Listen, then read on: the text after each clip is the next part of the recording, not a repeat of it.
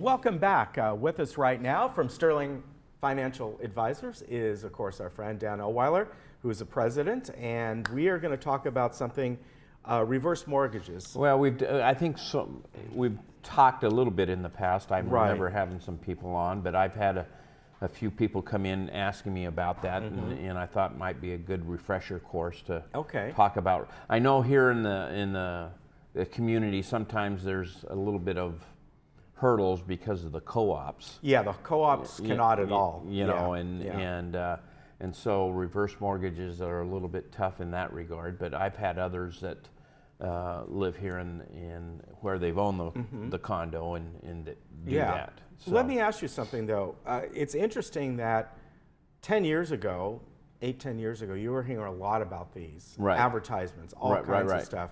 All the you don't hear actors much doing the that's right yes Robert Wagner and Henry Winkler. You know, so you don't hear much about these much well, I think anymore. it's a wave, you know. I mean, I think if one company starts to advertise, a lot of people follow. You know? It's kind of like insurance companies today on the TV.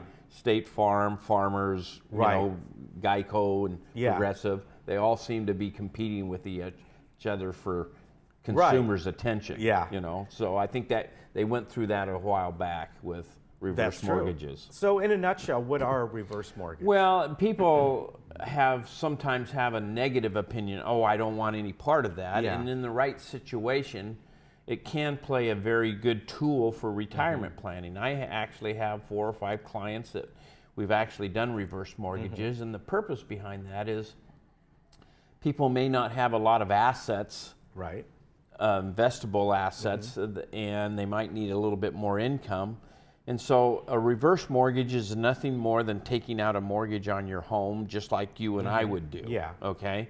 The difference is rather than paying them every month, it accumulates on your property. So so it compounds the mortgage. So if at the end of you take out a mortgage for $200,000 or $300,000, at the end of the first year it might be $210,000 that you owe them because you haven't made any payments on that. But you get the $200,000 that you can invest, or they've made payments to you instead. And so the purpose of it isn't just to get a mortgage, it's to solve an income need that people might have because they have a lot of equity in their home without having much income coming in. And so in that particular situation, it can work well. Now you can't, there's some restrictions, you know, insurance or mortgage companies aren't going to loan you 80% of your value. Like they do a traditional mortgage. And the reason for that is they want to make sure that there's enough equity still in there, so as the mortgage continues to compound, that they're not going to get stuck with a home that's worth less than the mortgage. So I guess one of the biggest questions people have is what happens on the back end of that. Yeah, a lot of whether or not you misinformation is the mortgage company is going to take the house, and that's not the case. You know, the people still own the property; they're still on title. They can still leave that to their children or their heirs. If they can stay, the people that take out the mortgage can stay in it for their lifetime. They can't kick them out no matter what happens to the property, as long as they're keeping up their property taxes and things along that line. Once they pass away, the children have the option of paying off the mortgage, selling the property, or doing whatever they want to do with that. So it's not much different than inheriting the property with a current mortgage on it. It's just that it's a reverse mortgage and it's gone up in value because they haven't been making any payments along the way. And I guess the biggest difference is versus taking out a second mortgage, the traditional way is you're not making You don't have to make payments. You know, some of the things in retirement is I'm trying to increase my income, not reduce that. Sometimes they'll take a traditional mortgage, invest the difference, and hopefully make up the payments or more than that. A reverse mortgage, you don't have to make payments, and you can take that money and have additional income coming in. Now there are limitations. you know, normally you can have maybe 50-60% of your equity as a reverse mortgage. Okay. And I've had clients where they've been making payments and they've got another $200,000 left on their mortgage, but they want to reduce their overhead. So they'll do a reverse mortgage, pay off their existing mortgage, and that mortgage payment now reduces their monthly need each month. Okay. So if, say, I have a home that's worth $500,000 and I still owe $200,000 and I'm tired of making the payments, I can do a reverse mortgage, pay off my existing mortgage, and then I eliminate that monthly payment that I have to make. Okay. What about an age restriction? Because there is one. Am I right? There is. Yeah, you have to be at least 62. For both, let's say you're... No, just one of them. They've changed that. It used really? to be. It used to be 62. So they've changed that a little bit. So one of them can be 62 if you've got a husband or a wife that's 62 and a spouse that's 58. The 62-year-old can qualify for that. Okay. And you just have to recognize that the 58-year-old can still stay in that property if something were to happen to the person who was older. Okay. So the other thing that's changed is that they've come out with jumbo reverse mortgages. Okay. The traditional reverse mortgage, I think it's about $680,000 home value. Right. That is the maximum they'll loan on. But there's another niche that they've come out with jumbo reverse mortgages, and we had one client that doesn't have a spouse, doesn't have any children. She says, why do I have all this equity in my home? She took out $1 million reverse mortgage on her home so she could enjoy that money doing traveling or doing whatever she wants to do that helps her income along the way.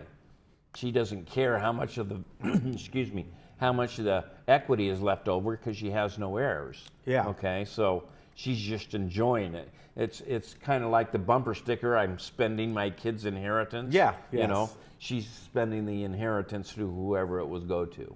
So let me ask you this. Being, you know, your line of work, you're the first one to say, okay, let's look at the downside of this particular investment or whatever it might be. So let's look at the downside. The downside is they're a little bit pricey to get into. The upfront costs are a little bit pricey. You're probably looking at somewhere between, I'm going to say, $10,000 to $12,000 to get into that. Okay. So the cost going in is a little bit pricey. Okay. Does that mean it's out of pocket, or they work that into the? No, they'll roll that into the. Oh, okay. You don't have to have that out of pocket. Okay. But and for them, this is their sort of nest egg. This is like, well, at least we got this for this time being. Right. And so, you know, it's not something that, like a home equity line where you want to get it just in case you need it. Yeah. Because the price getting into that is too expensive. Right. Okay. So the other thing is you do have to keep up all of your property taxes just like you do now. Yeah. And the other downside is if you start with $200,000, eventually every year that's going to keep going up and up and up because you haven't made any payments on that. Now, to offset that, the marketing people will say, well, your house will keep going up and up and up. Right. Well, yes and no. We saw how property values can go up and down. Yeah. And that's why they'll only loan 50% of your equity. Now, what happens? Let's say you know, you get that, and 15, 20 years from now, you know, whatever, something happens, you want to move. You want to go somewhere else in the country. You can move. Sell your house, pay off your mortgage, whatever it is, and move. Okay. What happens though if the price of the home, let's say for some reason it does tank, it does go down. Right.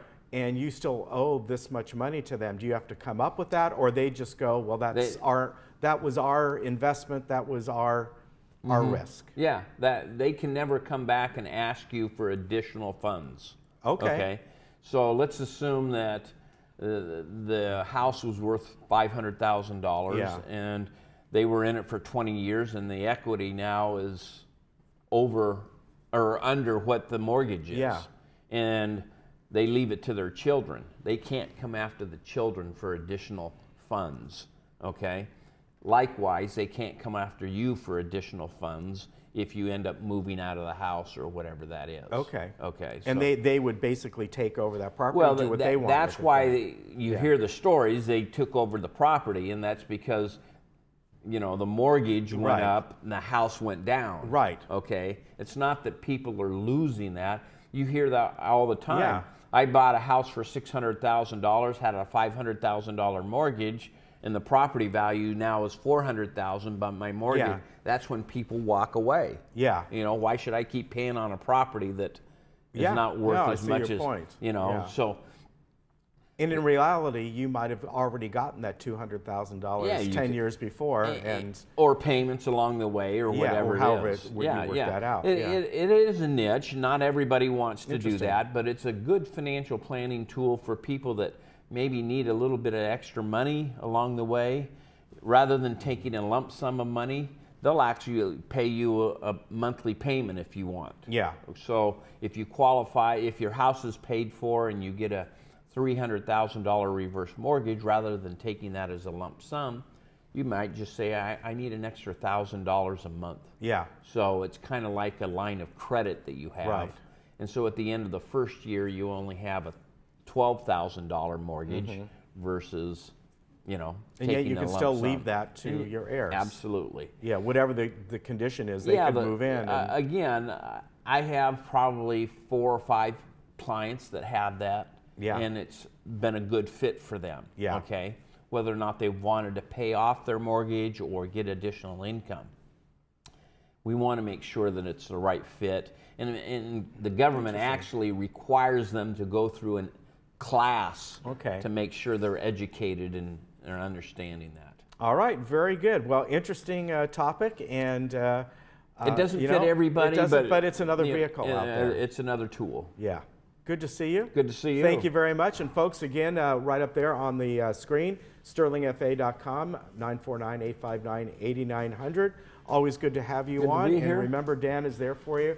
If you just want to go and talk to him and Have a checkup. See, yeah, You know, he's there. happy to help. All right, good to see you, Good sir. to see you. Take care. All right. We'll be right back.